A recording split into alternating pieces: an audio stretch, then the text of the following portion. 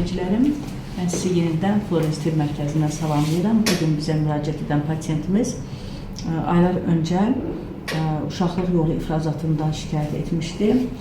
Bəzi hallarda isə kontakt qanama olurdu.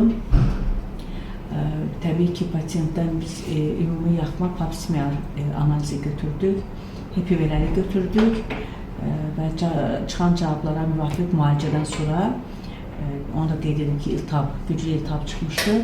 Alınan müvafiq müalicələrdən sonra biz bugün uşaqlıq boyunun eroziyasını və onun üzərində olan çoxlu açıq və bağlı vəzlər, oblinabotinləri Florence Tibb Mərkəzində yerləşən Futek koagülyasiya aparatı ilə biz elektrokoagülyasiya edəcəyik.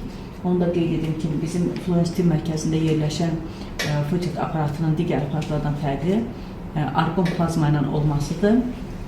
Argon plazma ilə aparılan əməliyyatdan sonra regenerasiya tez gedir, yəni tez sağalma baş verir, çapıq toxuma qalmır, infeksiya düşmə ehtimalı yoxdur və əməliyyat demək olar ki, tam ağrısızdır. Onu da çatdırmaq istəyirəm ki, koagülyasiyadan sonra mütləq olaraq pasientlər özlərinə qulluq etməlidir. Yəni onlara həmişə deyirik ki, onlardan ifrazat gələcək, bəzən qanlı, çirk gələcək.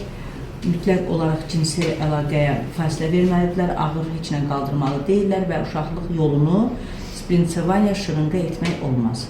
Çox sağ olun diqqətiniz üçün.